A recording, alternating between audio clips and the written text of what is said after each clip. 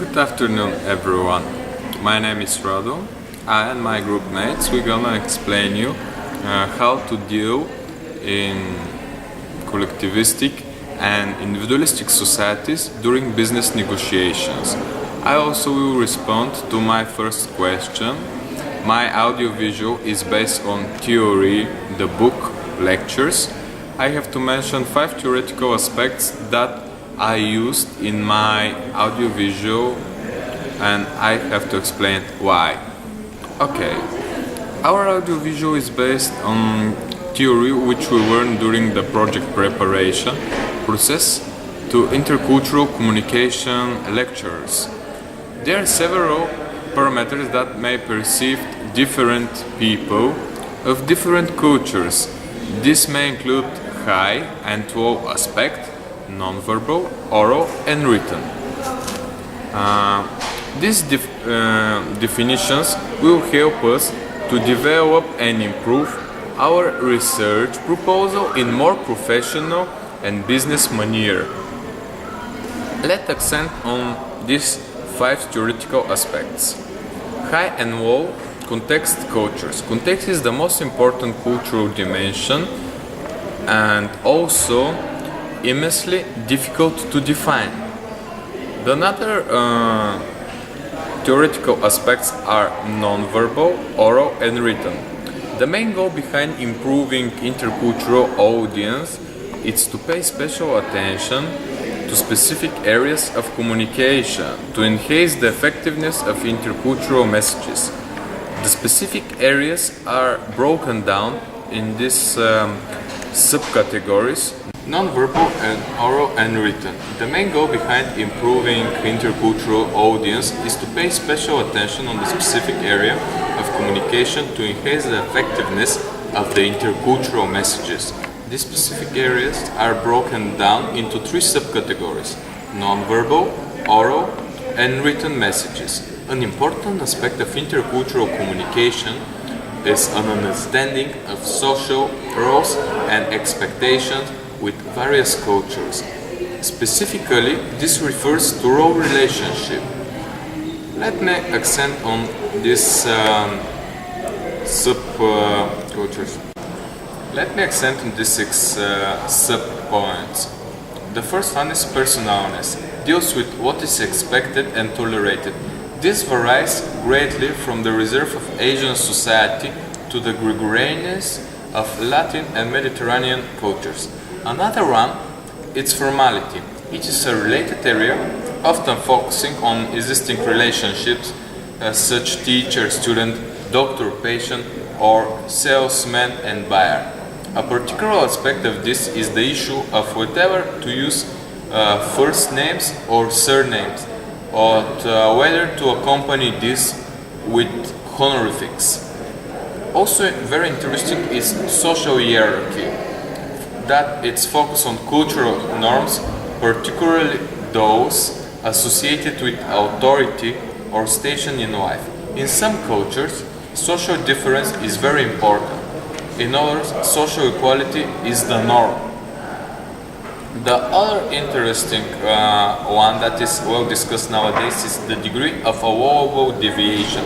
It's another element in intercultural communication dealing with acceptable looseness or tightness within a social system, and whether the emphasis is placed on individual rights and freedoms or group cohesiveness and social values. The degree of uncertainty avoidance is the 5th one. It's allowable in society is another distinguishing characteristic of intercultural communication. Uncertain, accepting cultures tolerate ambiguity and diversity, whereas uncertainty, rejecting societies have difficulty with ambiguity and diversity. The last one is social explicitness. It's another indicator of difference among cultures. Social explicitness implies rules cultures have information and cultural rules that are known by participants to perhaps and of course unknown by outsiders.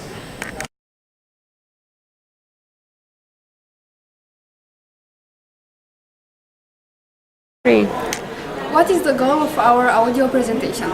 Our goal is to provide useful information about our topic, individualism versus collectivism in business in negotiations environment.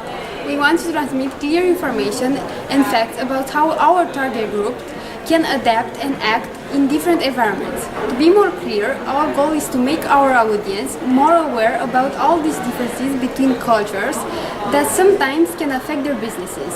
Our target audience are young graduates from studies like ICM or studies that are more focused on businesses, and also young businessmen who want to know more about the intercultural communication and how can they act more efficiently in their businesses.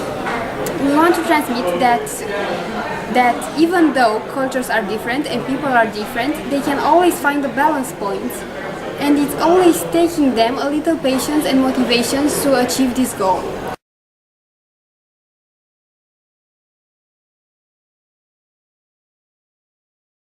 The message that we are transmitting is relevant to our target group because it's in their area of focus. Most of the students that finish an international program, they will end up making businesses in different cultures.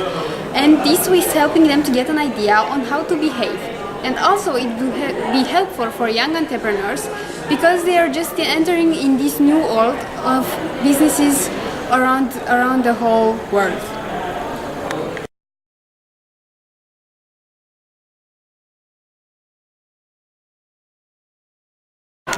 From our point of view, we think that we achieve our goal, but only our audience can confirm that. Our audio-visual presentation is having two examples that I think they illustrate best our message. The conversation between the two different businessmen who demonstrate how a positive conversation will go, and the next one, on the opposite way, how a business meeting can end up very badly. The other example is the tips part. We also made this part with video, providing them a clear view on how they're supposed to act in the different business environment.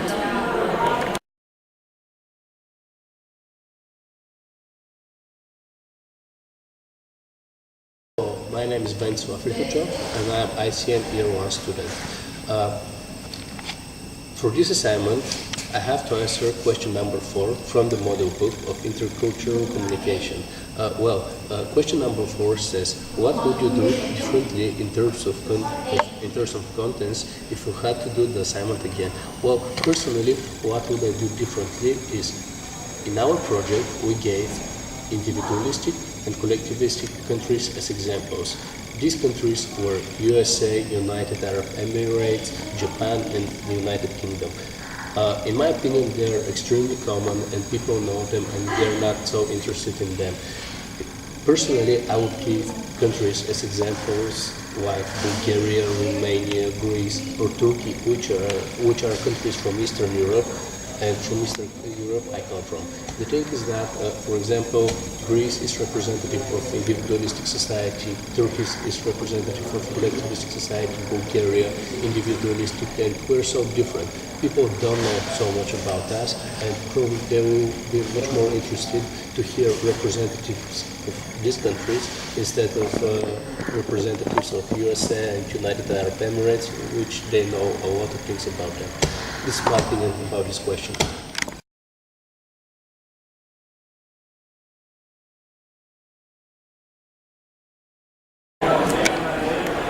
Our critical question is, why it is so important to choose the right business tactics, individualism or collectivism? In our opinion, it is important to choose the right business tactic or to choose the country with your familiar business tactic to avoid any conflicts in the working groups, to understand better the goals and objectives for your work, because these two tactics are totally different, each having their own style of work and their own image of success in business.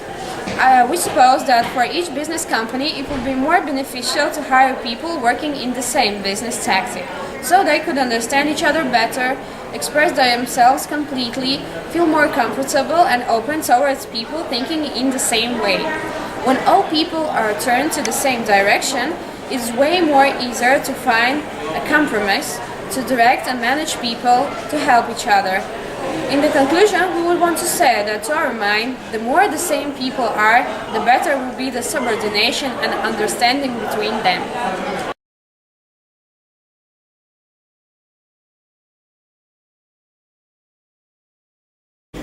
My opinion about intercultural communication project is that very helpful.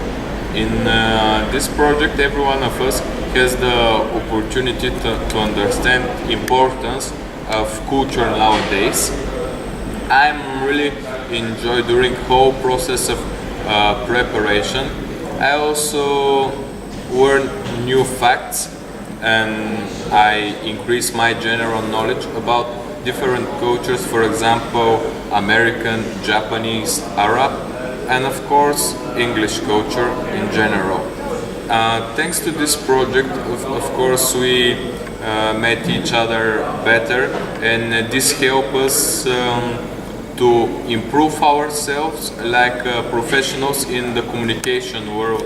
We spent a lot of time and effort to create and to prepare good presentation in way to help all these peoples that in the future will deal with these cultural problems between individualistic and collectivistic societies.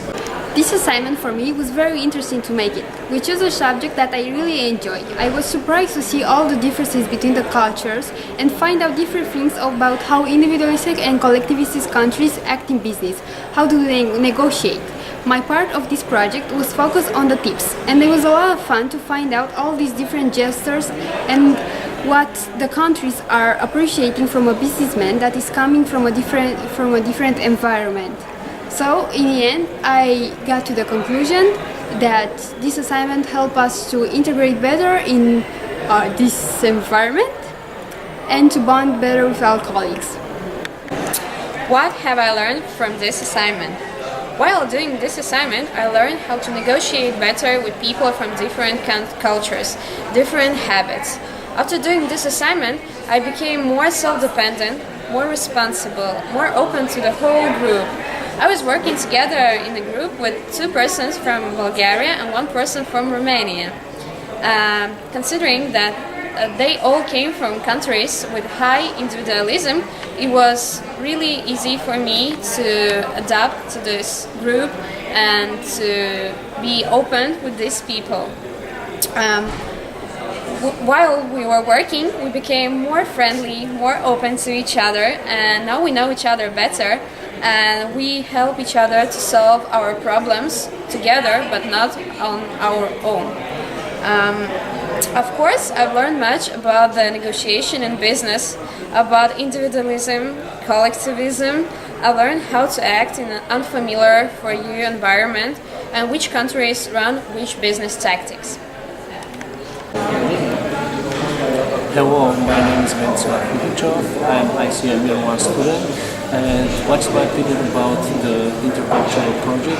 Well, first of all, I believe that it has very, very good educational purpose. Why?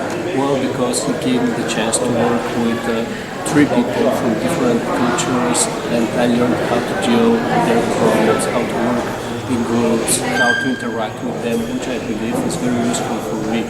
Why? Because I come from individualistic country, Bulgaria, which the people there used to work alone, used to do everything by themselves, which is like a habit for me to do everything on my own. So here I had to do everything in a group, like to work in a group, to discuss in a group, which I believe was very useful for me, and the best thing about that I learned about this project is to work in a group.